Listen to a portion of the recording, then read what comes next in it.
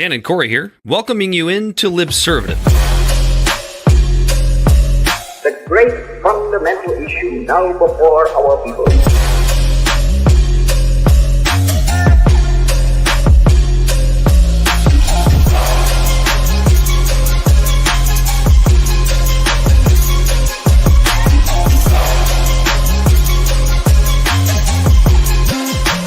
We, the people, cannot turn back.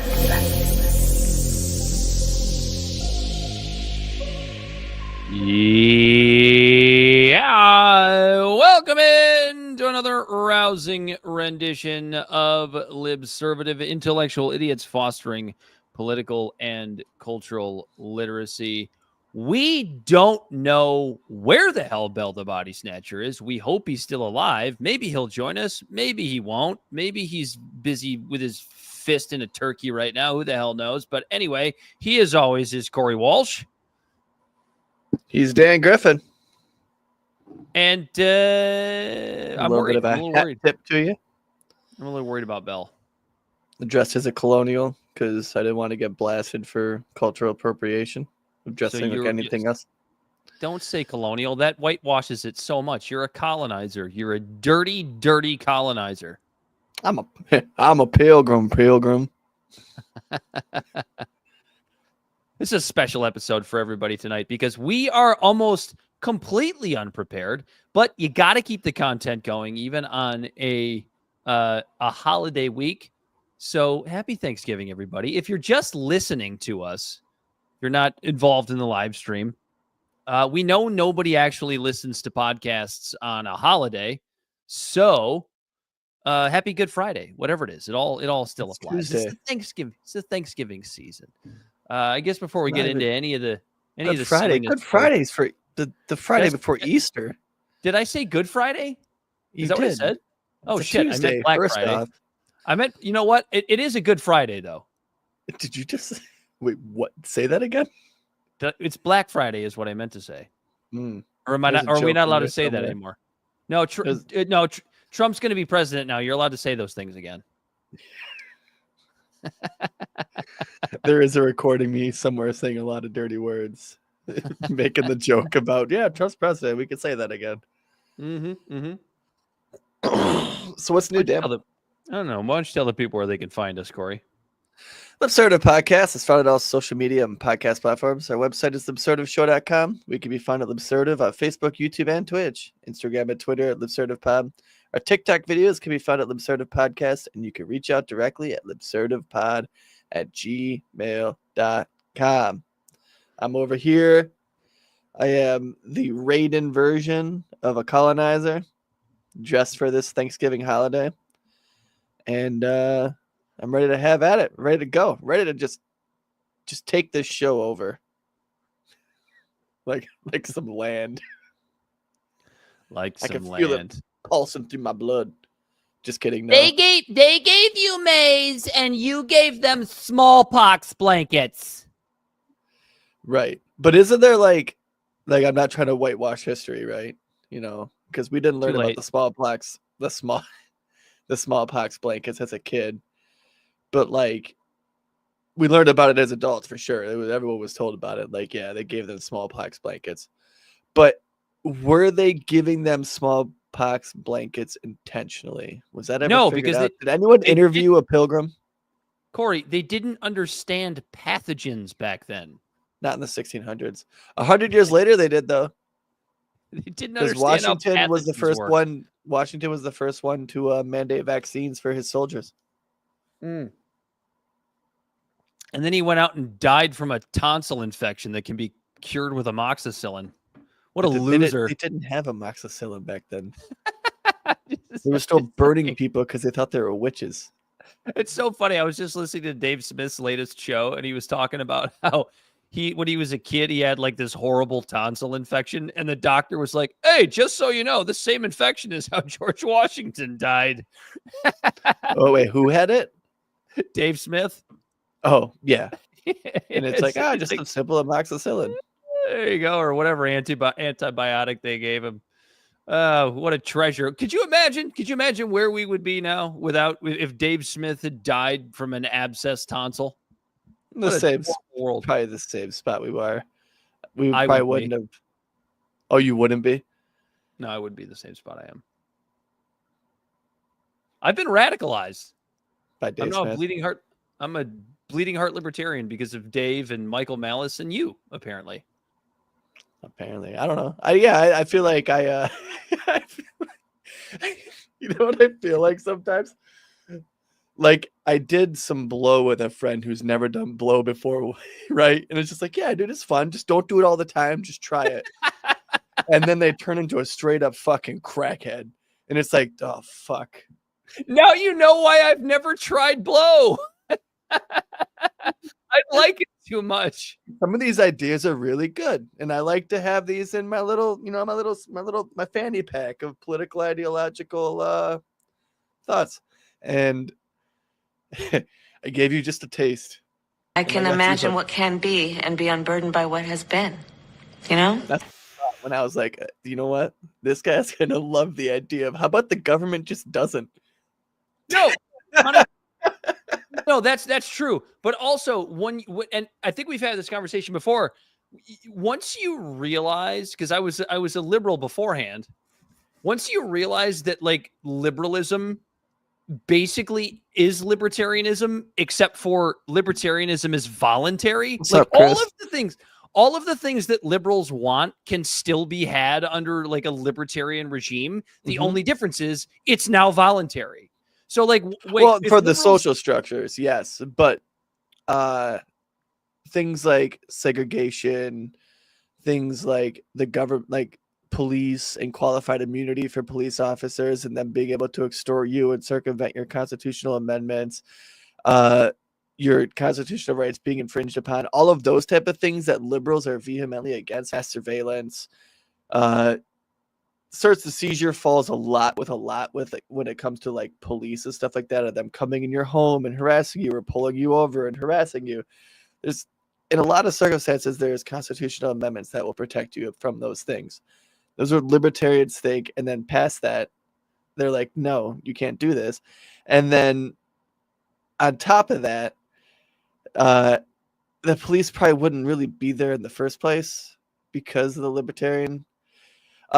Chris, no, I am not a Republican yet. I will never be a Republican. I started off as a Democrat, and then I was like, oh, this fucking sucks. And so we were just talking about how I radicalized Dan for being a libertarian. Like, and you have to go back and listen to my metaphor, my comparison for it. And but yeah, no, I don't think the government needs to have their fingers in as many things as they do. And that's maybe a classical conservative view. That's certainly not the Republican Party is. Just like how the Democrat Party, like I would also consider myself. Corey, that's a classical liberal view, because classical liberalism and libertarianism are essentially the same thing. Right. Just the classical liberalism still thinks the government can be the arbiter of helping people in a bad spot. Libertarians think that it's society is the ones that do it and help people out of a bad spot, which free market fixes all. Right. Yeah. The government thinks that they're the, like, and you know, and especially neoliberalism, they think the government's the nanny that can come solve the problem. No, it's the neoliberalism thing is like, well, we need to help poor people. So instead of helping poor people by removing government regulation, especially like deep unnecessary government regulation, they're like, we'll just start a program. we'll grow the government. We'll start a program and grow the government to help poor people. And you want a hot take? I think that the Department of Education is one of those programs. Sorry, say that again. You cut out. I think that the Department of Education is one of those programs. Yeah, that's a big topic right now, isn't it? I think it should be thrown back to the states. I honestly do. I honestly believe that, like, obviously, I mean, you could still have like a Department of Education, but it could probably be ran by like 15 people with all the technology we have now. It's like more and more and more and more money continually gets thrown at the Department of Education, yet our fucking educational standards in our country keep falling down more and more and more. And Chris, this one's for you. I winked with the wrong eye. I winked with the wrong eye because I'm looking at my mirrored self. Bush's No Child Left Behind was one of the biggest problems with disaster. A disaster. And then Democrats come in and they try to get rid of SATs and ACTs because they say they're racist. And it's the government. They're just doing too much. They're just doing too fucking much with education. Both sides are. Like, it's ridiculous. One side's trying to cram Bibles down up your ass. The other side is trying to cram, Corey, which is actually, I don't think it's ever been proven that it has happened. It's just a talking point from the right about like LGBTQ ideology and stuff. And both sides are just trying to cram their ideologies up your kid's ass and telling them what to think and not how to think. And you know what? I think it should be left up to the states, because if it goes awry, it could be corrected a lot quicker. That should be a meme. Government doing too much. Doing too much. Some great meme creator out there has gotta figure that out, because that's take a breath. Like when people at work are getting all tensed up and y'all stuff, doing too much. Like when people at work are getting all tensed up and stressed, I always tell them, like, yo, real quick, stop, loosen your shoulders, loosen your jaw, take a deep breath. Wasn't that what we always talk about, Corey? It's like when we try to talk about things like policy and the way government operates and the way geopolitics are, like the first thing you need to do to have an actual conversation about these things, the first thing, number one, take your emotions and put them in a box and set them over here for a minute, because that's where the discussion turns into an argument. Is right. When somebody's emotions get a little bit too heated. Like that's the whole thing that you see now of like these TikTok videos of like it's mostly coming from the left, where it's like it's not about us having disagreements in opinion. It's about the fact that you're a bad person. Yeah, it's just your disagreements equal death. Or like genocide. Like I don't know. It's wonky. It's wonky. You voted for the racist who, by the way, just appointed a black man as the HUD secretary. But by the way, HUD is a program that needs to be shut down like 3 years ago, and 3 decades ago. And a gay person to Secretary of what? Treasury? Was it? Department of Treasury. And one woman, a few women get to Elise Stefanik and what's the chick's name for AG? Something Bondi. Yeah, a bunch of girls. Pam Bondi. Yeah, these liberals these and ladies, Democrats. These ladies get to trade in their red cloaks from The Handmaid's Tale for some reason to head up Trump's cabinet. Yeah, there's liberals and there's Democrats, and because like now. Don't let Tulsi or RFK, fool y'all. Like you hear me talk about on the show, one of the things that they've got me a little pissy about is the fact that I feel like they're grifting to the conservatives. They're still pretty fucking liberal, but they have common sense. Like they don't subscribe to the liberal ideology. They're taking ideas from it that they think are good, and molding it into what they think. Just to kind of add to that, I would say that like somebody like Tulsi and RFK, guys that are guys and girls I guess in this situation that have traditionally been Democrats, traditionally more on the liberal side. These are people that like if it wasn't Donald Trump, wouldn't be in the spot that they're in, because they view Donald Trump the way so many Americans do, right? Like when you look at people on the left, they look at Donald Trump and they just see an R next to his name. And they go, well, he ran as a Republican and he's a Republican. There's something that is undeniable about him in that he technically has an R next to his name. I get it. That was the only way he was going to win the election. He wasn't going to run as a third party and win. He went in and took over a party on his own and made it his own. And yeah, you still have establishment Republicans, the Mitch McConnells and the pieces of shit like Lindsey Graham's of the world. Or I would even put Marco Rubio in there, which was a bad pick. Yeah, Marco Rubio as well. Like these are all people that are the sort of establishment wing of Republicans. And what do we always say about the two parties, Corey? They're two wings of the same bird. They're exactly the same. Trump is on the outside of that. How far on the outside of it he is, I don't know. I don't know that he's like way outside. He's kind of like Republican adjacent, but he's in a spot where you have people like Tulsi and RFK joining his cabinet in a spot where it's like the sort of recognition that you can kind of take your policy opinions a la carte, which is not what traditional Republicans and Democrats, that's not the situation that they're in right now. There is no a la carte. Add to that what we're talking about right now, Lori Chavez de Remer. She's I believe she's Latino.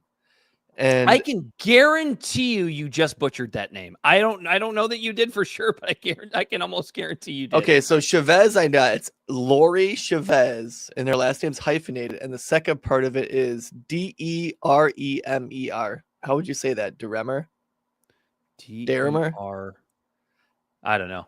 There's two capitals in it, so it gets clear there's like a breakup, right? Like Deremer, Deremois. And second of all, Corey, you called her. And second of all, you called her Latino. She would be Latina. Latina. I'm sorry. Yeah. Latinx. Just say Latinx. Yeah, fuck that. I don't know a lot about the Hispanic languages or just Spanish in general. I don't know a lot about Spanish. Yourself. But I know that language is very gendered. And then even the word pants, I think. Maybe. I guess yes. I don't speak Spanish. Dude, the word pants has a male and female kind of vowel to it. All European languages are gendered. All of them. Every one of them. Portuguese, Spanish, German, French. They're all remarkably gendered languages. Well, English isn't. Right. Well, we are the exception. We have the weirdest language in the world. Our language makes no fucking sense. Don't get bogged down by all the haters out there. Thank you, George. George Santos put into just Secretary of Interior because Trump thought it meant he got to design the fucking bedroom. I would jizz my pants if George Santos found his way into Trump's cabinet. I would be so happy. What would he? Hold on. So on the fly, I just said it. Secretary of Interior because he thought it meant he got to design the linens in the bedrooms. It's very homophobic of you. No, that has nothing to do with homophobia or sexual. The guy was big into fashion. Remember, he was always talking about his suits and his clothes and his watches and shit. He was get it. Prissy queen. He's incredibly gay. I know prissy queens that are incredibly straight. Okay, it has nothing to do with sexual orientation. Don't talk about Bell the Bodysnatcher that way when he's not here. He's not a prissy That's not queen. fair. That's not fair. He's a sloppy Don't bear. get bogged down by all the haters out there. And again, that has nothing to do with his sexual orientation. So if you have a problem figuring out whether you're for me or Trump, then you ain't black. I didn't mean to say that, but I'm glad Mr. President stuck his nose in here because we do actually have some breaking news. Some roughly breaking news. Relatively. It's pretty fucking we have a banner for it. We had a banner for it. And you did put a banner in there. Look at you. Israel, Hezbollah, ceasefire. Is it what we want? That's part of it. But this is good news.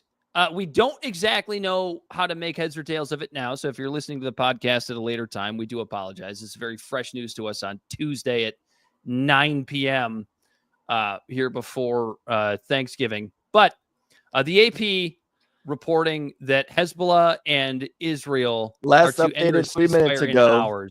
A ceasefire between Israel and Lebanon's Hezbollah militants has begun as a region on edge wonders whether it will hold. The ceasefire began at 4 a.m. Wednesday, a day after Israel carried out its most intense wave of strikes in Beirut and its southern Holy suburbs. Shit! Look what we have here.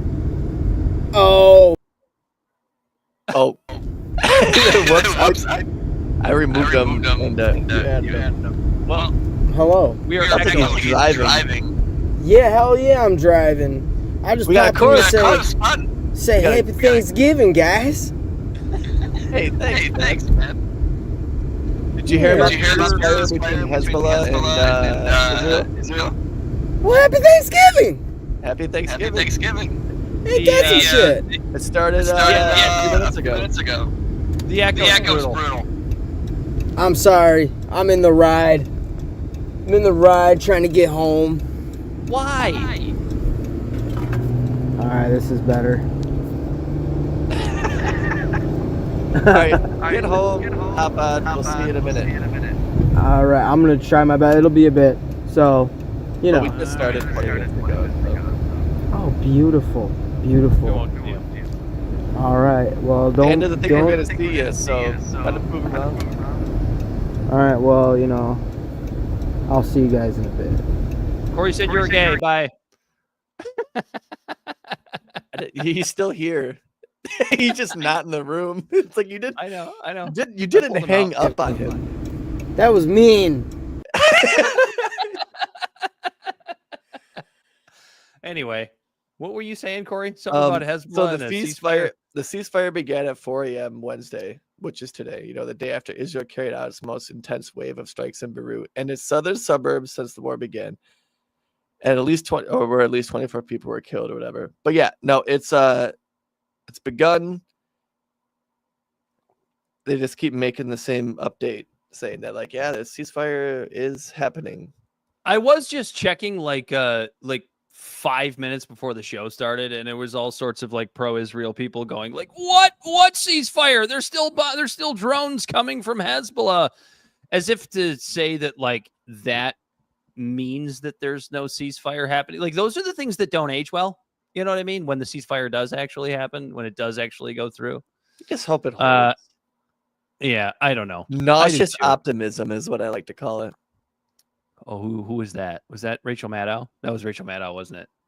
I don't know. It was one of them. Yeah, I think it was like when we were watching. It was during the election when I first heard that one. Yeah, that was Rachel Maddow. That was she's just a peach. It was someone on the floor there at the DNC headquarters wherever Kamala was. Kamala. Wow, I said it weird. Wherever Kamala was the night of the election, one of the people on the floor there, they said, yeah, they're not cautiously optimistic here. They're nauseously optimistic. I think they're wherever the fuck she was that night. I think at the White House or the Capitol or something. By the way, did you hear? She's 4 years from now. She's thinking about throwing her hat in the ring to run again. I hope she does. And I hope she gets waxed like she did the first time she actually ran. When she actually ran last time, she was kicked out of the primary as one of the first. Yeah, she wouldn't get it. Like I don't fucking get it. Because now what people perhaps had never seen before can be seen to know what's possible. Dude, and they didn't even learn their lesson.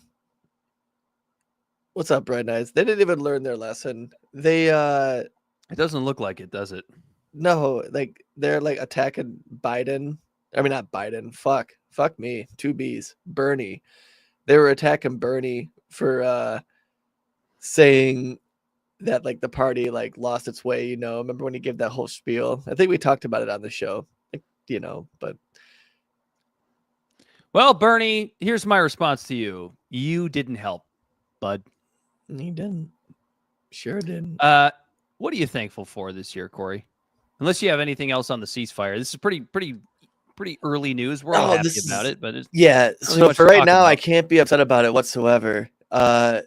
People on Twitter are giving Trump credit and like using the article from the Washington Post. Well, not the Washington Post article, the Newsweek article that was like from like November 18th, where I forget the headline, but it said Lebanon's Parliament Speaker Nabi Berri believes the chances of Lebanon and Israel reaching a ceasefire agreement now has surpassed 50% after the President-elect Donald Trump reportedly urged U.S. envoy Amos Hochstein to push through a deal. And then an article from November 13th from the Washington Post is Israel prepares Lebanon ceasefire plan as gift to Trump, officials say. Well, how do you, I guess, How Here's do you the thing. give credit to Trump on this? How do you give credit to Trump on this, even if he's responsible? Because he's not the president. He had a bully pulpit and he used it, which in this scenario so far that looks like for good.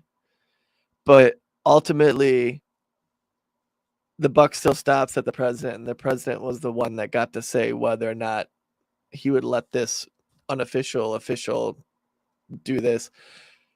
But it also says a lot because the Democrats aren't trying to come after them with some sort of bullshit FARA like lawsuit or something, which they were doing their entire presidency. They didn't do it this time.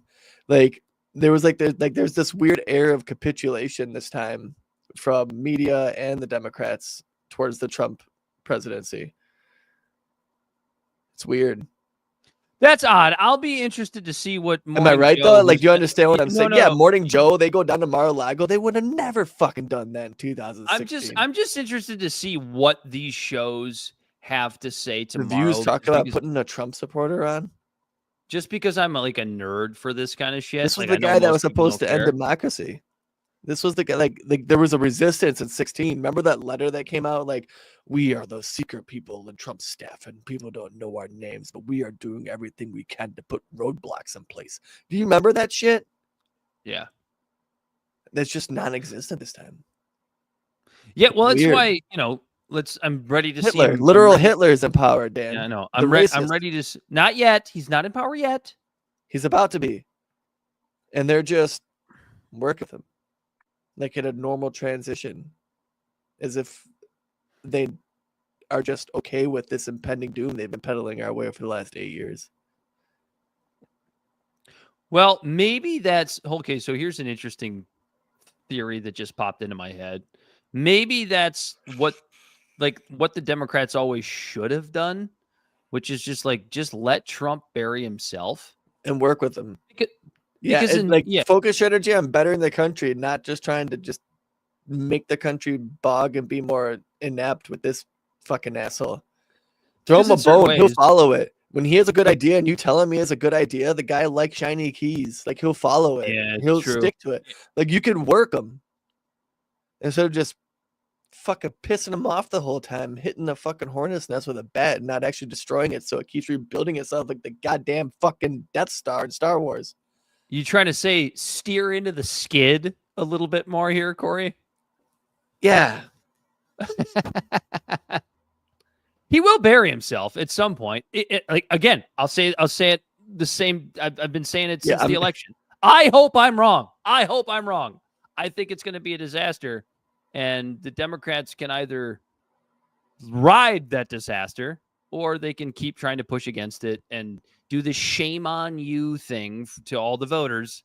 How dare you? How dare you vote for this man? Or they can just steer into the skid. They should probably steer into the skid. Probably. But what I have written down right now is thankful for this hat. Oh, what you're thankful for? Yeah, that's where we started. I'm thankful for this hat. It's a pretty cool hat. I like it. I look like I said, I look like a if Raiden from Mortal Kombat was one of the first to step off the boat. It was like a Puritan. What an awesome origin story that would be, though, right? Hey, look like this. Look at me.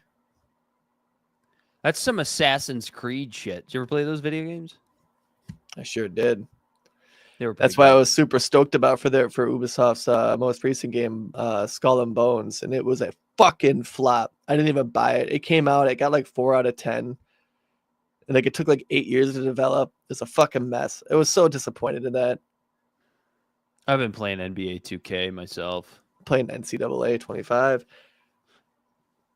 NBA 2K is interesting these days if you haven't played it in a while. I don't know why we're getting off into a video game tangent because I'm not even a gamer. I have like a few games that I like to play. It's an open world game now. Did you know that? Did you know NBA 2K is an open world game? That's kind of cool. Yeah, like you create a player and you pick up games and shit. Well, yeah, you can do that. You get like endorsement deals and like you can run around this whole fucking open world area. And then you're also an NBA player. So you go to the arena and you get to play your NBA games. Pretty interesting. If you like open world, if you like open world games and sports games, it's a fucking brilliant. It's been this way for like the last 5 years. 2K has, or maybe more than that. But it's interesting. If you like open world shit and you like sports games, it's the perfect meld of both of them. We're not talking about video games on this show. We're not a gamer show. And then also, we don't love Andrew Tate on the show. One thing that I'm thankful for is the Dems getting their asses handed to them in the presidency. And here's why. That's fair. The Dems, the Democratic Party, especially like, okay, so like the New Deal coalition before it was destroyed by a war, just like this current coalition is being destroyed by war. The New Deal coalition, with even its calms and like you want to get to your libertarian principles and things like that of government expansion, was a part of a team that cultivated one of the biggest, most successful middle classes. And that got destroyed by Reagan after years of war through Vietnam and then government intervention and stuff like that. And then Reagan was able to break up the New Deal coalition, right? And then we got the Reagan era. And then the Reagan era was replaced by neoliberalism. Neoliberalism and identity politics right now is being broken up by Trumpism. And I'm really glad that the Dems got their asses handed to them because they have the opportunity to go back to being the New Deal sort of Democrats, which would be a far better, far more effective coalition in our government if and only if after Trumpism, because we only have 4 years of it, because in 4 years from now, Trump is done. Trumpism is over. You're going to have to create a new identity, and hopefully it is one that leans more in a true smaller government, libertarian-esque move. And if the Dems come in with a New Deal sort of thing, then you just have a good, solid fucking government. Effective fucking government. Now you ready to tell me why you're now you ready for me to tell you why you're wrong? Yeah, tell me why I'm wrong. The New Deal was one of the worst policies in the history of the United States. No, I'm not talking about the New Deal. I'm talking about the New Deal coalition, the one that actually worked with industry and worked with workers and did things like that. When the New Deal coalition was around, not during the New Deal, FDR, it can be easily argued that he exacerbated the Great Depression.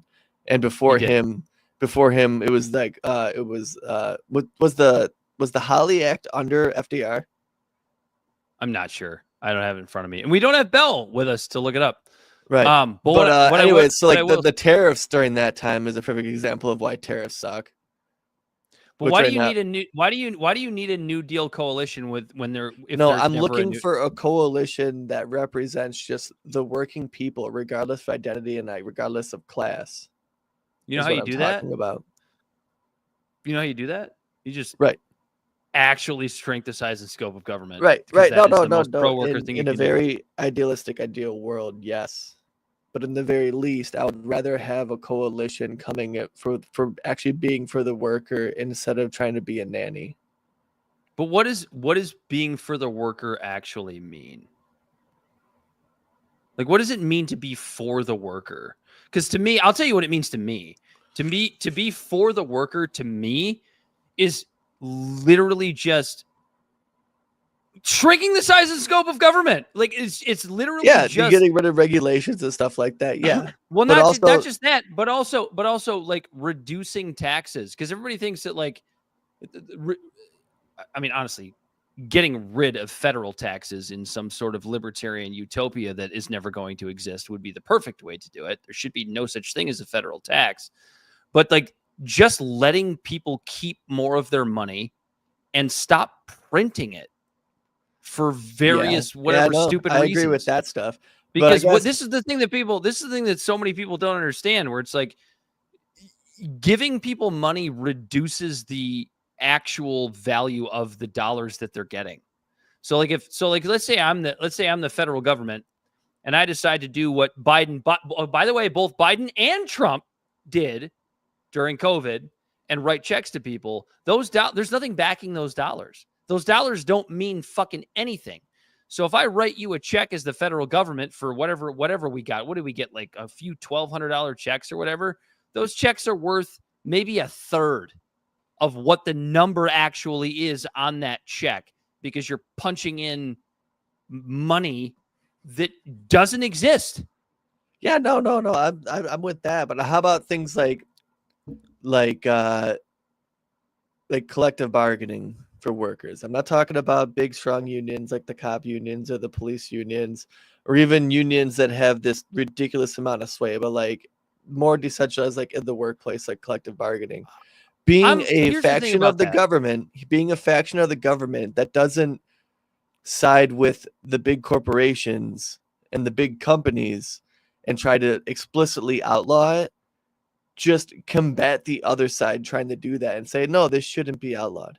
So let's be honest, if you want an absolute free market, I agree. Response to a free market would be the workers collectively getting together to fight for a proper wage, proper benefits, and things like that. No, and I agree. I think unionization in some way, shape, and form is extremely libertarian. The problem that I have is that government should be completely uninvolved. The problem is, how do you keep it from being involved? And I actually asked libertarians. You get rid of things like Citizens United, but so that's when it gets tricky, right? Because Citizens United is technically supposed to be protected by the First Amendment because it's using your money to express your speech, and you can infringe upon speech. But I feel like that's also kind of a shoddy interpretation that should just be overturned in the government's. That Supreme Court should just overturn that, like honestly, Roe v. Wade. It's why every single fucking day I think about Michael Malice, and I think about things like legitimate anarchy, where there just isn't a government.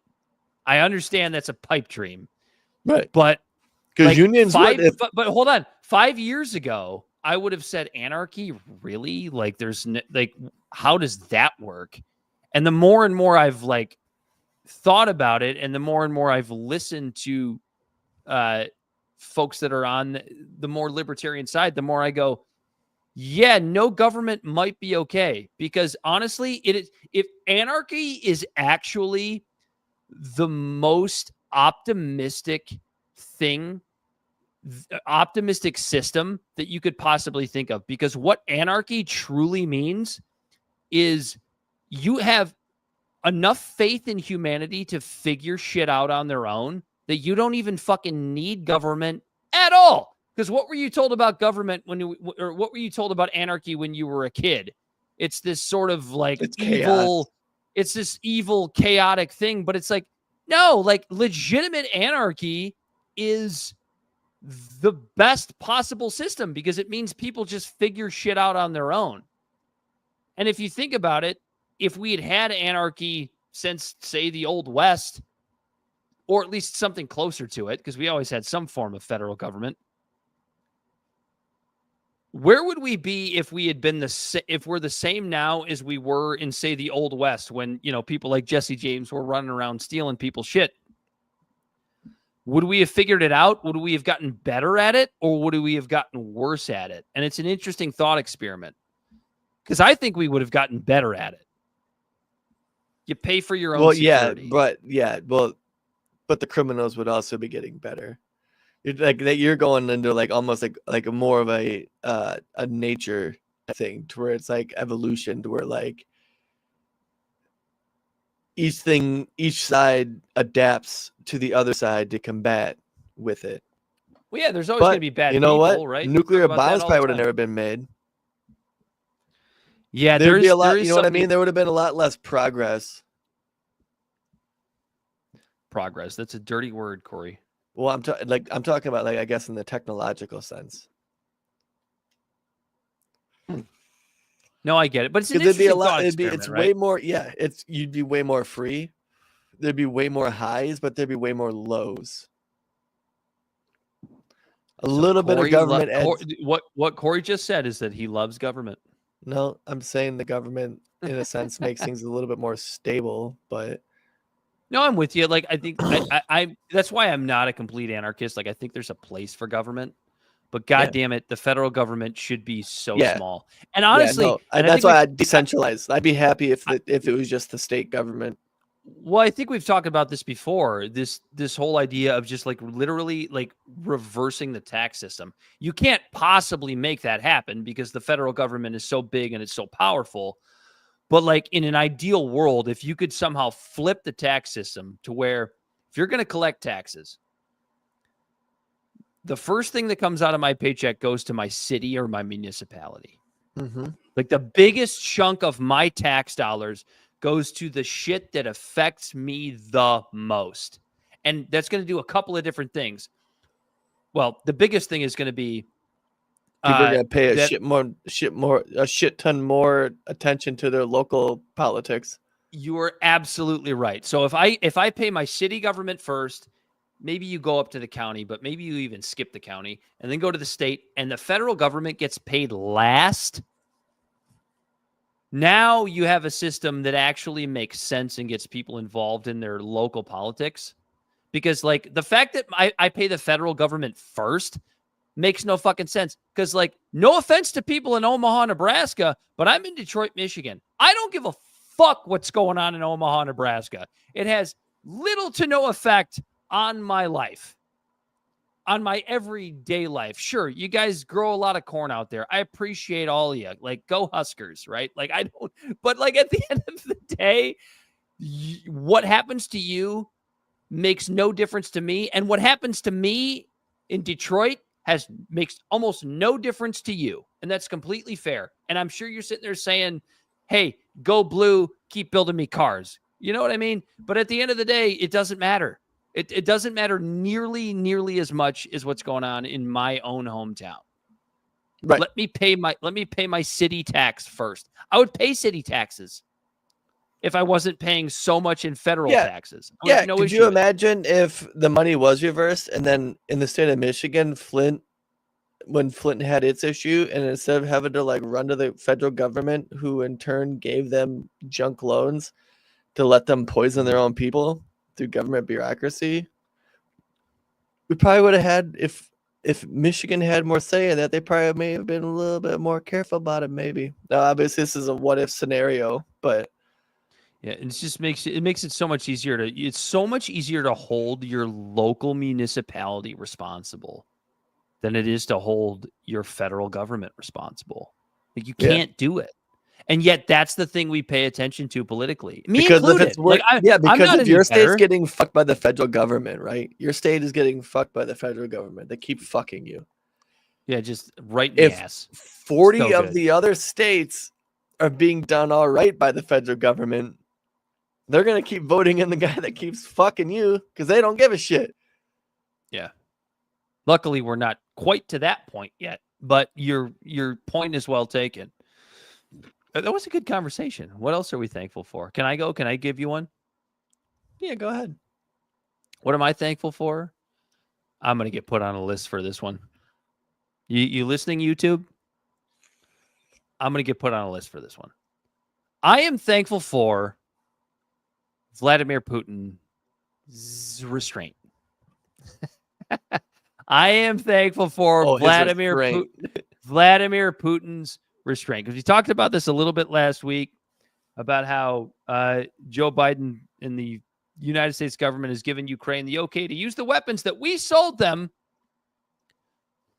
the ability to attack a sovereign nation, which, by the way, is against the law. We're not allowed to do that. What's the name of that act? Wait, which one? Where we're not allowed to sell weapons to countries that are using them for bad things. The Leahy Act? The Leahy Act. That's I know right. I know the Leahy Act is for if you're doing war crimes. But I don't know about selling weapons to. You're not allowed to. Well, we've been doing it forever, though. I wish well, of course we have, because we're the world's police, and it's okay if we do it. Just like we're the only ones in the UN who voted pro-Israel in the whole. Goddamn, I'm losing my mind. What did we just? What were we the only country in the UN to vote against with regards to Israel in the last week? Sorry, I've had a couple too many Yinglings. I'm from Michigan. Probably. We don't get a lot of Yinglings here. Is it the Arms Export Control Act? Is that the one you're talking about? Maybe. Who cares? Like, we're not smart on this show. But anyway, I'm thankful for Vladimir Putin's restraint, because this is absolutely a situation where he could have done something rash. Would you agree? Yeah. Dan just said he's thankful for Vladimir Putin. Well, that's what I'm hearing. Yeah, because like there's always a threat of nuclear war, right? And it's so funny. Russia always changes their their nuclear arms war terminology, right? America's just always kept theirs just mutual assured destruction, which is so fucking scary. Rocky Winter 99 says, I'm thankful for my parents and you guys because you inspire me. What in the fuck do we inspire you to do? Well, no, we inspire to actually, we're just people who are just speaking sense, I guess. Rocky was on here before. He's a listener now. No, you're just the asshole of the show. I do appreciate it, but I don't find myself inspiring. I'm a very self-deprecating human being. I don't know if you've noticed that. I crossed the ocean blue in 1492. You want to know what else? You want to know what else? You don't want to know what else? What's the disease that fucks with your gums? Halitosis? Dysentery? I don't know. The one where you don't have enough... is just bad breath. Halitosis is just bad breath. Yeah, I'm sure everybody in 92 had bad breath. Think about it. No, but there's that disease that if you don't get enough oranges. Scurvy? Scurvy. Yeah, I fought scurvy. I fought scurvy. I should inspire everyone. Shitty joke. What else am I thankful for, Corey? I've got 3. You want to give you my second one? Yeah. I'm thankful, hear me out, for Joe Biden. Thankful for Joe Biden. I'm thankful for Joe Biden because let's be very, very honest, Corey. As the show that we do, we are going to miss him. We are going to miss the comedy that comes with having Joe. Oh, wrong one, but that one worked. We are going to 67 miss Corvette. We're going to miss his 67 Corvette. We're going to miss his lies. We're going to miss his racism. We're going to miss his Joey, if you have a problem figuring out whether you're for me or Trump, then you ain't black. We are going to miss so many things about a Joe Biden presidency, and I hope to enjoy these last few months because honestly, I cannot wait for the memoir that comes out about Joe Biden. Yeah. Not Joe Biden's memoir, but the people that worked with him. Well, he's not going to have time to write one because he might die before the end of his presidency. But I'm interested before the end of the current ceasefire. Oh, that's right.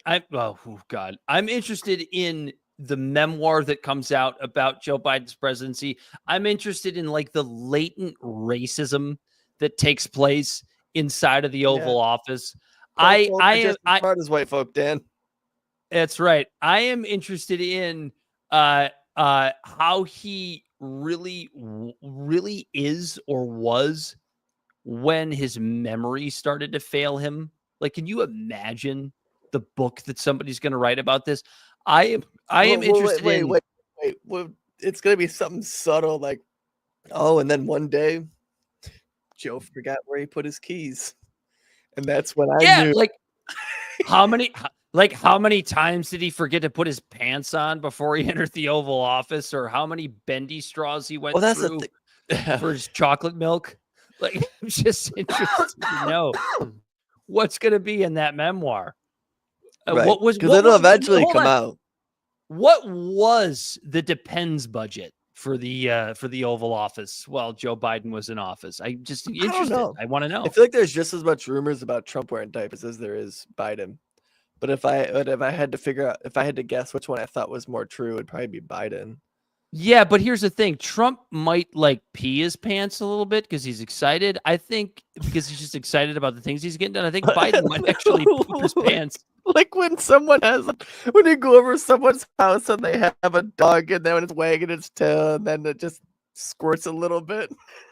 That's my dog. She's 13, so she's old. But like, yeah, So is Trump. You think he just squirts a little bit when he's little? Well, that's the thing. It's like there's a comparison between my dog and Joe Biden and maybe even Donald Trump. It's like when she gets real excited, like people come over, she's had a long day. She's real excited to see everybody. She just kind of piddles herself on the couch, because she's just tired. That's all. Everyone's just like, oh, you. That's how you act with these old presidents. Oh, you. I shouldn't talk too much shit, and maybe we shouldn't talk that much shit about Joe because he's not going to be with us that much longer, just like my dog. But here's the thing, my dog, Jimmy Carter us. But here's the thing, that my dog at 13 is so much more spry than Joe Biden. So I have a dark bet to take with you right now. Well, hold on. Before you say it, I will just say this. I do think that Joe Biden did something similar the other day when he was in Brazil, when he wandered off into the Amazon that my dog would do, which is wander off into the Amazon after getting everybody to pay attention to him. Yep. Sounds about right. It's a stupid joke, but it's good. It's good, but it's stupid. Oh, no, I forgot what I was going to say. You had something. Thanks, Dan. Your stupid joke ruined. What were we talking about right before that? Because it was good. Something about Joe Biden being old. Yeah, then I said, "Do you think he'll Jimmy Carter us?" Oh, and then I had a dark joke. Okay, not a dark joke, but a dark bet. Once the Trump presidency ramps up, and then after that, it's going to be another election. When Biden dies, how many days do you think it will be in the news cycle? Ooh. I say a day. Less than one, because something globally will probably happen. Yeah, the same day he dies. Or a new movie will come out. Or a new hit song. It'll be at least a day. He'll die on the same day like a Haktua girl shows up. No, it'll probably be more than a day because, then again, who knows? Because MSNBC is about to go under, literally about to go under. But that the CNNs and the MSNBCs will give their kudos. Rachel Maddow will probably cry a little bit. Joy Reid will completely forget about his racist policies. And Joe Scarborough will be in Mar-a-Lago watching Trump bang his wife. No. Well, even better. Even better than that, Joe Scarborough will probably say he's as spry as ever. He went down fighting. He's in his casket. Yeah, he went down. The president's a real fighter. I'm gonna miss Joe Biden. There are things about Joe Biden that I'm going to miss. And those are the things. I also think is going to happen. Because Joe Biden, he did do, which it was a bullshit name for it, the Inflation Reduction Act, right? Bullshit name. Yeah. It was Inflation Increase Act. Yeah, it was an inflation act. It just they wanted to give it a better name, right, to get more public pressure on reps and senators to vote for it. It is amazing how name of an act can have an effect. Right. But the Inflation Reduction Act and the CHIPS Act, I think that domestically they are going to have a couple good outcomes, right? We're going to see a little bit better infrastructure in some areas, like roads. The same way the New Deal did? Maybe not. But the CHIPS Act's a good one because it's going to That was a joke. Yeah, I know. That's why I said maybe. I wasn't going to get sidetracked. But the CHIPS Act with the geopolitical implications with Taiwan and China and stuff like that, trying to get things reshored here while we figure the fuck out whatever we're fucking doing, right? It's just bullshit. Yeah, Let I me think say you're going to that at see a little bit of 6:15 a.m. It's boost just in the economy bullshit. from this, and Trump's going to get credit for it though, because you're not going to see any fruition from it until Trump's in office.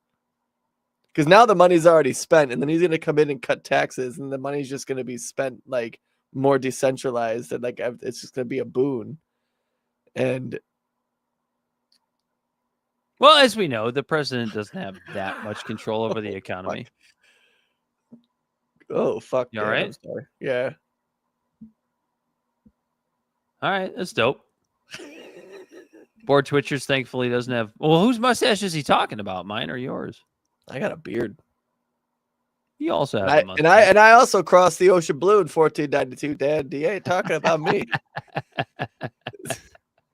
Told you should have twirled it up again. He's just jealous. It's okay. He's jealous of the mustache. It's all right.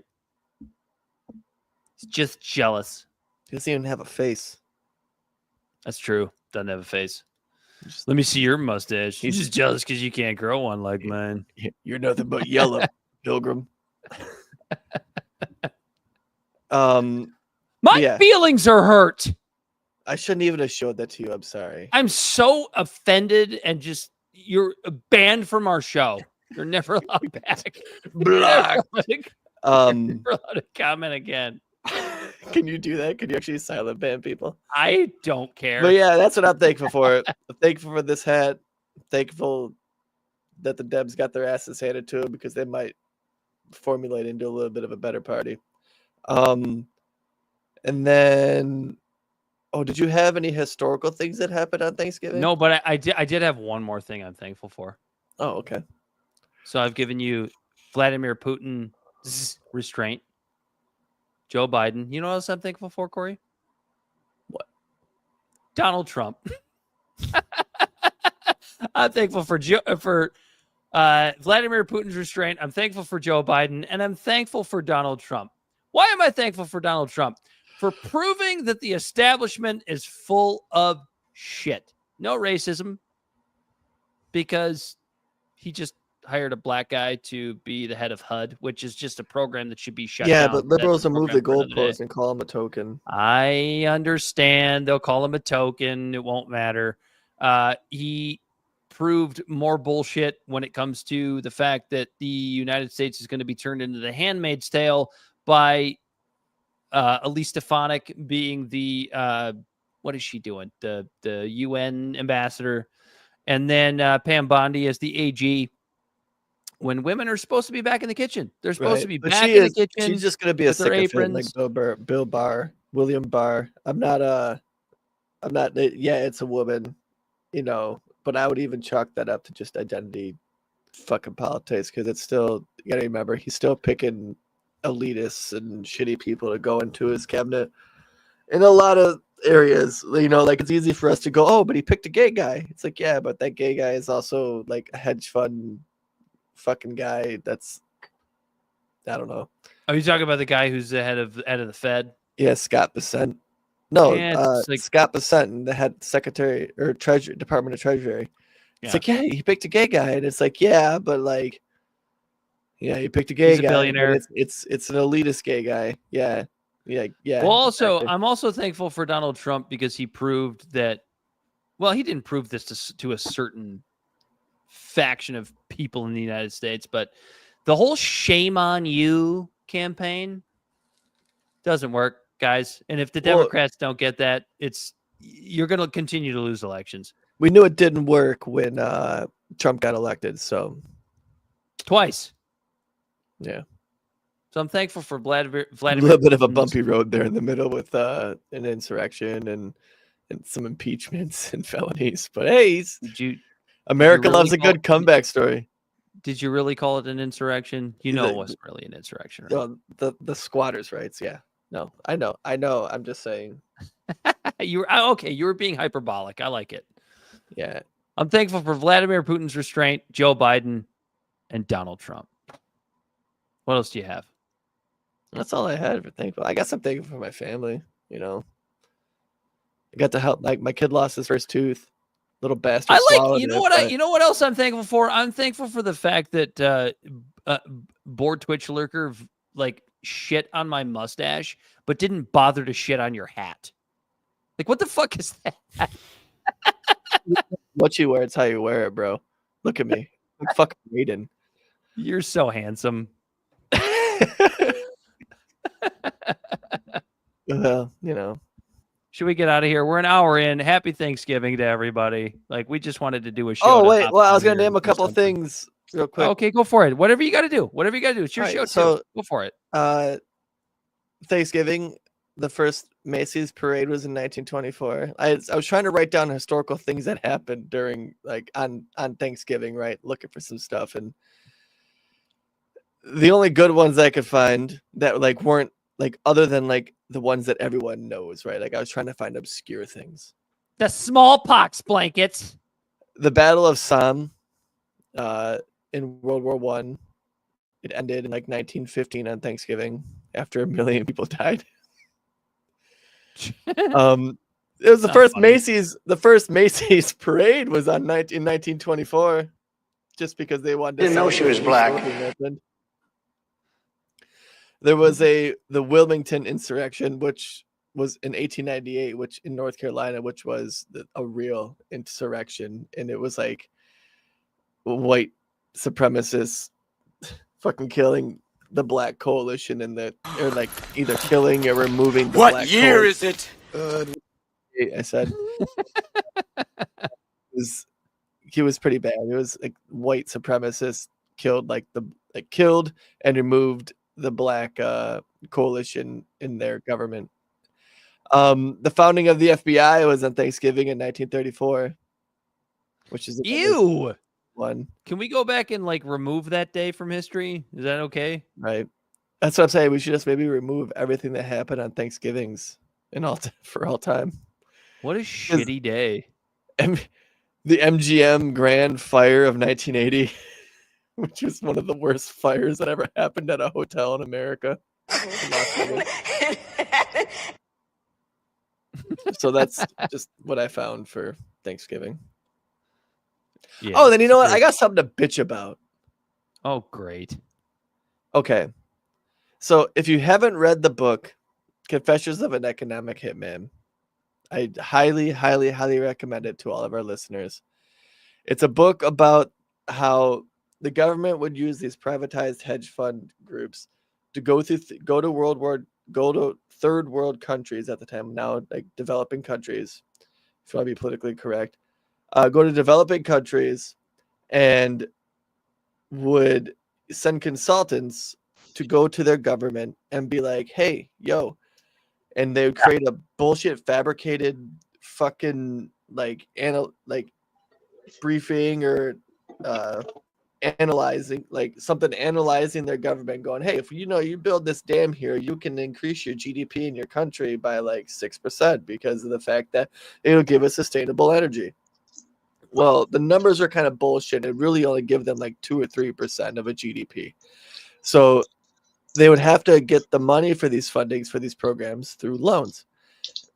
And now that they get these exorbitant loans from our government to build a dam, and then they don't get their return of investment on it, and then they'd have to default on these loans, and then our government would come in and go, ooh, you got to pay up, and you can't. Well, I guess what you're going to have to do is give us access to some of your natural resources, or let us put a military base here, or you need to follow our lead on this UN vote. They would do things like that to either gain influence or gain assets or gain just straight up money, right? Imagine that, big government. And then if the governments would say no, then ultimately all of a sudden there'd be a coup because you're not playing ball with the American government. Sorry, I'm urinating. So our government's been doing this shit for decades, and we're seeing it come home to roost literally on our southern border through this mass immigration because of all these destabilized countries in South America. So take that, fast forward to 2024. The COP29 fucking summit just happened, and what the developed countries, like the rich ones like China, America, Russia, the UK and all these different countries are telling the third world countries that they're going to help them with climate change in their countries, but not through grants, because they're the rich countries that can afford just giving these small countries money to help them because they're too busy spending this fucking money on war. That they're telling these small desolate countries that, hey, take this loan from us and it'll help you with climate change. And you know what's going to fucking happen when they take these loans? They're going to take these loans and they're going to be promised that switching to greener energy is more sustainable and it's going to help their GDP and it's going to help protect their country. They're going to take these loans and none of that's going to come to fruition. And then these third world countries are going to be stuck with the bag and have to pay on these exorbitant loans and not be able to afford it. And then our government's going to come in and build more bases or get access to their natural resources or get them to vote with them against a place like Israel and when there's a genocide happening. I feel like those are the words we're not supposed to say on YouTube and Twitch and all that shit. But, you know, it's I guess you could call that hypothetical, sure, to try to save our asses, but even though I already said it. But it's just the same thing over and over and over again. And there's articles like NPR was talking about it. There's an article like The Conversationalist talking about how these third world countries are fucking pissed because they're asking for grants. They're like, we didn't cause these fucking problems you say are happening in the first place, and then you want us a loan to fucking fix it? It's our government trying to extort poor countries, and it's bullshit. That's what I'm not thankful for. You're muted. I can't hear what you're saying. But it's just super fucking frustrating that this shit just keeps happening over and over and over again. And then now they're using climate change to grift and extort these small fucking countries. I really was muted. I did some good job there covering the dead air. Don't worry, bud. No, you're good. I was here for a while. I changed my mic back, and then for some reason it muted me. But what I was going to say was there's a better way to do this, which is like if you really want these third world countries that you're talking about open up and get rid of protectionist policies. Well, yeah, that's the easy way to say it. But like, instead of pushing green energy on nations that haven't even had a chance to get to like industrialized energy, which is what we utilize, where we went from coal, then we went to oil, and like whale blubber to wood to coal.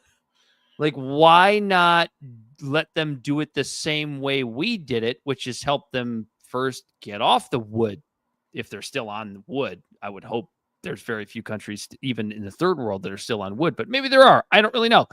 Get them to coal, then get them from coal to oil, then get them from oil to natural gas the same way that we did it. But when you present it that way, it sounds like, that's just not fast enough. Corey, that's just not fast enough. We have to get it there now because the planet's coming to an end. And like the climate change issue to me sucks because it's an issue where all anybody wants to talk about is how bad it is and how quickly the world's coming to an end, even though it's a conversation we've been having on one level or another for the last 100 years. In the 70s, it was an ice age, right? And I'm not, in the 70s, it was an ice age. In the 80s, it was in the 80s and 90s, it was a hole in the ozone layer is going to end the planet. Like, climate change is a thing. How much we're responsible is fucking debatable. I don't care who you are. And then on top of that, we don't even talk about how there might actually be some positives to climate change. Like, for example, everybody talks about how certain areas of the planet are not going to be, you're not going to be able to go crops there anymore. Well, doesn't it stand to reason that if certain areas of the planet are getting hot to the point where you can't grow crops, that other areas of the planet would maybe be getting cooler to where you can grow crops? Or the cooler areas would get warmer to where you can grow crops. Or the greening of the planet. You know, you can't talk about these things. And by the way, we're still in a cooling period globally. Yeah, no, I do it makes a lot of sense at the idea that and like it's makes a lot of sense where it's believable to even where I'm still like, yeah, no, that's probably what's happening, because all the CO2 gases that capture heat in our atmosphere, it took millions and millions and millions of years to pull all those out and then pull them into the earth. And we're releasing them at a fucking way more exponential rate. But even so, like, that is okay, so... no, but listen, we're releasing them at such an exponential rate that it's like, that probably could have an effect. But I also think that there is an egocentrism to humankind as a whole, that we think That's that what I we was gonna are, say. yeah, that we are the sole bearers of this, and that there are other factors. To where, are we having an effect? I believe we are. But I believe we are too. But is it as much as we are believing that it is? I don't know. The Antarctic ice circle is growing at a 1% average rate. You know what I mean? Like, there's more green shit on the earth right now than ever. Like, but you know, like the inner core of our planet just stopped spinning one way, and now it's starting to spin the other way. The poles are shifting. The sun is throwing off major solar flares right now. There's a lot more going on than what we're doing. We're probably not helping it. I also think that, hey, making things cleaner so I breathe better and the water's cleaner is also still a fucking great idea. But that's my whole thing. That's my whole thing. Is fear mongering behind it. When I see things like COP29 just trying to extort small countries and give them loans that they're not going to be able to pay for, so we can turn around and extort them for their natural resources and UN votes and military bases, because that's the grift that's going to happen. You fucking watch. We've been doing it since the 50s. That ain't it either. That's not it. I'm all for going to more advanced things like hydrogen, like powered shit, instead of having to rely on fossil fuels, because the fossil fuels, even if they're the most efficient and the most reliable we have right now, are causing bullshit wars when we could be extracting hydrogen from fucking water, and this could be a hell of a lot better run country and a hell of a lot cleaner run world. But the fear mongering tactics, I don't think are it, man. Well, and the other thing that the climate change, whatever you want to call it, grift, whatever you want to call it, the thing that they don't get is, or they probably understand it, but it doesn't matter because there's not a lot of money to be made right now.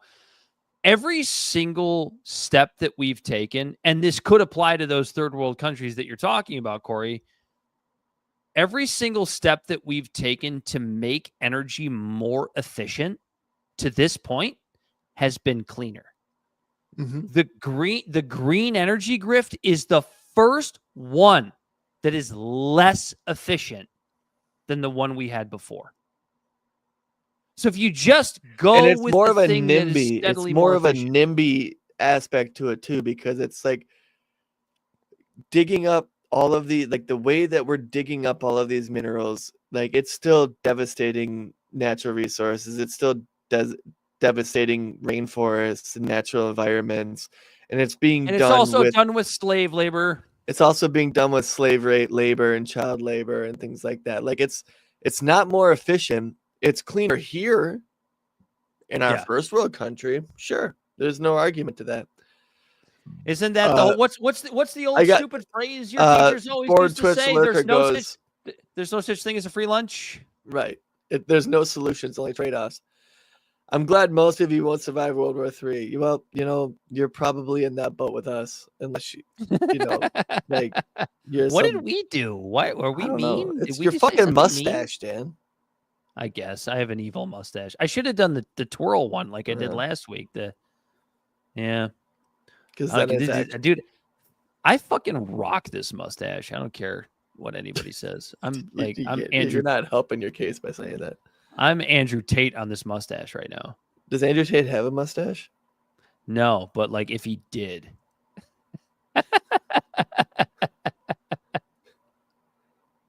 I'm really whiter than him anyway. No, I love this mustache. You should just grow an epic mustache. I'm going to keep growing it longer. Like it's getting longer and longer. United States Marine Corps. Look at that. Yeah. That's right. My mustache is amazing. He probably has a mustache. I mean, not according to that picture. Well, just I don't know, dude. I don't Maybe know. it's not him. I kind of look down on you mustache folk with my full beard.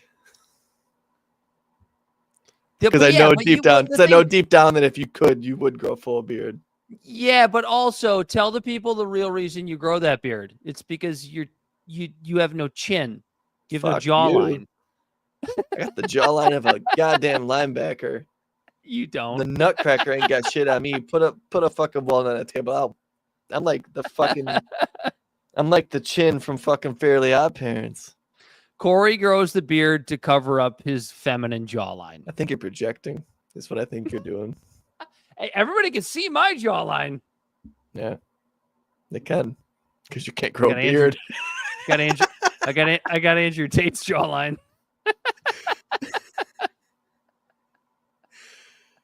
Oh man, I can grow a beard, just not quite the way you can. I'll tell you what, Corey. Let's get on a level playing field. You shave that beard off, and we'll have a mustache. We'll have a mustache off. Who grows the better mustache? I can twirl mine. He's not shaving that beard. No way, dude. I was actually thinking about the other day, just starting fresh.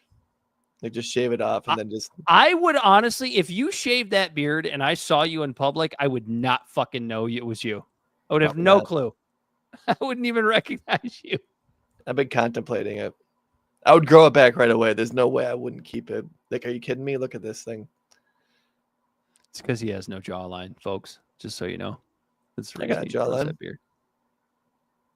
I got a fantastic jawline. The jawline of a 10-year-old girl. That's a yeah. Yeah? I just assumed your gender. What do we think about the IRBM incident? I don't know. I don't know acronyms. What does that mean? I'm not an acronym person. Seaman Guzzler 420. No joke. That's actually the name. Oh shit. I thought like someone else in the chat said it. I was like, damn, dude, like why are you fucking saying that? The interregional ballistic missile. What do we know? Yeah, it's based on the longer range Russian intercontinental missile military can carry nuclear warheads. That's the one that they sent recently into Ukraine, I believe.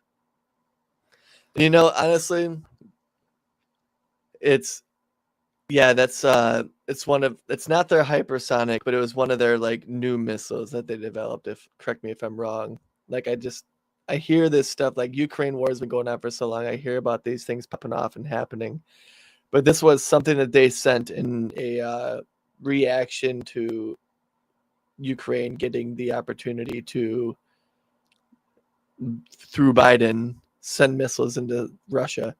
And it's the writing's on the wall, I guess. Like I don't know exactly like the specifics of this missile, but I do know that in like 2001, when Bush and all of them were starting to work on their anti-missile systems, Russia wanted to be a part of it, and America and UK and everyone said, no, go home and play with your own shit. And then Putin said to them, well, okay, if you're not going to help my scientists work with your scientists to help make these anti-missile systems, then I'm going to have to start creating missiles to fight your anti-missile systems. And this is probably a culmination of that. Yeah, well, we've talked about this multiple times on this show. We recommend you go check out the podcast, Seaman Guzzler. I love saying that. I'm going to say that a million times because we've talked about the Israel-Ukraine war, and I don't think there's really a way to answer the question of what we think about interballistic missiles in a no, but as far as nice brakemanship, yeah, he was showing them that no, I got the toys too. Yeah, that's what it is. He's like, I'm. Oh yeah, that's fair. Yeah, 100%. That's what he's doing. You know, it's the Ukraine-Russia thing is just the most recent proxy war You know, you can go back to the Afghanistan when the Russians were in there and we were funding the Mujahideen. There you go. I knew you could get it out. When Russia was back in not the terrorists, just the rebels in Syria, and America was in there trying to go in there and fight for oil. It's the recent tit for tat, you know. Trump flexed his nuts when he dropped a Moab in the Afghanistan war. Putin's flexing his nuts, showing that he's got some missiles that can give our Patriot systems trouble. That's what it is. I could sum it up in 4 words. The West isn't innocent. Yeah, pretty much.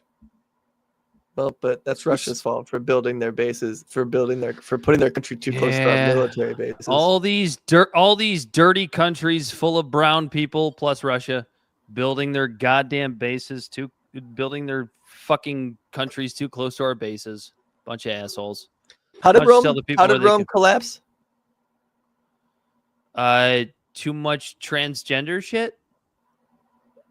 Is that what happened in Rome? Is that what made it collapse, or was it just an ever expansion of its military? And too many dudes trying to be chicks. I don't know, something like that. No, we talked about this before. We fucking talked about this. It has nothing to do with that. Remember the Army of Thebes? Oh, that's right. Thebes Yeah, is one of the most notorious and like badass armies that like was in that whole era during fighting, and it was gay couples. And the thought process was but that if you that's send not gay trans. couples to fight, they would fight Gay. harder for their lover and not be longing to get home to fuck Corey, women because they had their lover with them. Not the same thing. Trans and gay is not the same thing. Not the same thing. No, it's not. No, it's based on orientation, Dan. It's not about what they were. Fuck are you talking about? If there's trans people who like to fuck trans people in an army, then that is a good tactic because they're not longing to go home to fuck their lovers. Their lover is with them. Why are you assuming all trans people want to fuck other trans people? I'm saying it's regardless of orientation because if it's trans people that want to fuck people back home, it's going to be no fucking different than straight guys wanting to get back home to get some snatch. Or some women that are gay that want to get back home to get some snatch or some dick. It doesn't fucking matter about the orientation, or it does. That's not about how they see themselves. I don't think the proper orientation. I don't think the proper nomenclature is snatch. I think it's gash. I think you're right. It's probably gash. Dude, tell the people where they can find us. I gotta go. Libservative Podcast is found on all social media podcast. God. Our website is libservativeshow.com. And we can be found at Libservative on Facebook, YouTube, and Twitch. Instagram and Twitter at LibservativePod. Our TikTok videos can be found at Libservative Podcast, and you can reach out directly at libservativepod@gmail.com. Subscribe today. It's just bullshit. If you like this, let me say that at 6:15 a.m. It's just bullshit. These idiots on cable news.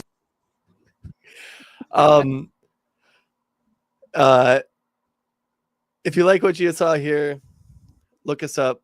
We have our podcast. You can listen to previous episodes. We live stream typically on every Wednesday around 7:30 to 8.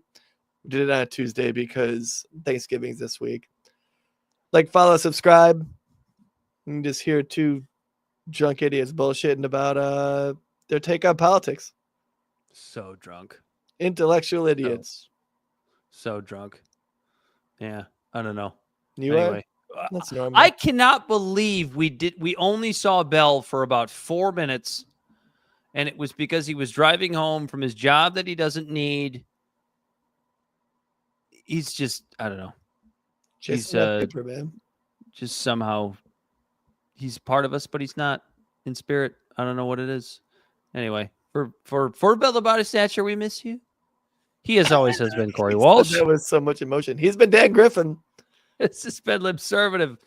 Intellectual idiots fostering political and cultural literacy. And until next time, we are out of here.